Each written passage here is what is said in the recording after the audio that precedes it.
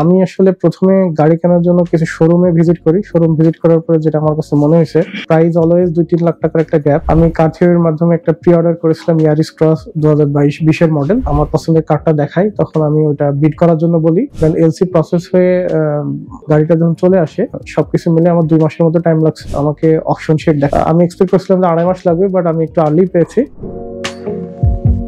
আমি মোহাম্মদ মিলনুজ্জামান, ক্যালডিক বাংলাদেশে একটা নেদারল্যান্ড বেসড কেমিক্যাল ডিস্ট্রিবিউশন কোম্পানিতে বিজনেস হেড হিসেবে আছি। আমি কার থিওরির মাধ্যমে একটা প্রি অর্ডার করেছিলাম ইয়ারিস ক্রস 2022-20 এর মডেল। আমি আজকে গাড়িটা ডেলিভারি নেওয়ার জন্য আসছি। কার থিওরির সাথে আসলে প্রসেসটা প্রথমে বিজ্ঞাপনের মাধ্যমে আমি দেখে তারপরে কার থিওরির সাথে কন্ট্যাক্ট করি। কন্ট্যাক্ট করার পরে যখন কার থিওরির সাথে আমার ওদের সবকিছু দেখে ভালো লাগে, তখন আমি ওদেরকে একটা খুব স্মল অ্যামাউন্ট একটা অ্যাডভান্স পেমেন্ট করি। দেন ওরা ওইটা নিয়েই ওরা প্রথমে কার আমাকে অকশন শিট দেখায় এবং বেশ কিছু আমার ছিল মডেল এবং কালার পছন্দ ছিল, সেটা অনুযায়ী ওরা যখন আমাকে আমার পছন্দের কারটা দেখায়, তখন আমি ওইটা বিড করার জন্য বলি। বিড করার পরে আমি আবার একটা স্মল অ্যামাউন্ট পেমেন্ট করার পরে ওরা ওইটা ডিরেক্ট এলসি তে চলে যায়। দেন এলসি প্রসেস হয়ে গাড়িটা যখন চলে আসে কোর্টে, তখন আমি আবার আরেকটা পেমেন্ট করি। পেমেন্ট করার পরে দেন ওরা রেজিস্ট্রেশন প্রসিডিউর কমপ্লিট করার পরে সবকিছু মিলে আমার 2 মাসের মতো টাইম লাগছে।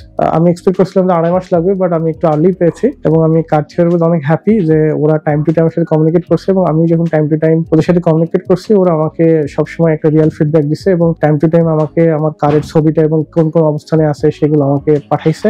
এবং আমার কাছে মনে হয়েছে আমি যেটা পছন্দ করছিলাম, এবং যখন আমি ফাইনালি লাইভ কার্ডটা দেখে আমার কাছে মনে হয়েছে আমার এক্সপেকটেশন থেকে একটু বেশি ছিল কার্ডটা। প্রি অর্ডারে আমি কোনো জটিলতা ফেস করি নাই এবং ট্রানজাকশন গুলো খুব স্মুথ ছিল। আমি আসলে প্রথমে গাড়ি কেনার জন্য কিছু শোরুমে ভিজিট করি। শোরুম ভিজিট করার পরে যেটা আমার কাছে মনে হয়েছে, প্রাইস অলওয়েজ 2-3 লাখ টাকার একটা গ্যাপ। তারপরে আরেকটা প্রবলেম হয়েছে যে মডেল অনুযায়ী প্রাইসের ভেরিয়েন্স এক শোরুম থেকে আরেক সময় বেশি, এবং আরেকটা হচ্ছে ম্যানিপুলেশন। অনেক সময় কিলোমিটার, অনেক সময় অপশন শিটের সাথে মিলাই থেকে দেখি যে অপশন শিটে খুঁজে পাওয়া যায় না। পরে এইগুলো যখন দেখার পরে তখন আমি চিন্তা করলাম যে আমি ডিরেক্ট ইম্পোর্ট করি, এবং ডিরেক্ট ইম্পোর্ট করার পরে আমার কাছে মনে হচ্ছে আমি যে অপশন শিট দেখছি, যে গ্রেডের কার কিনছি এবং আমার কাছে একবারে অ্যাকুরেট কিলোমিটার এবং যা আছে ইভেন দ্য অ্যাক্সেসরিজ সবকিছু আমি অ্যাকুরেট পাইছি। আমি এই হিসাবে আমি 10-এর মধ্যে 8 দিব।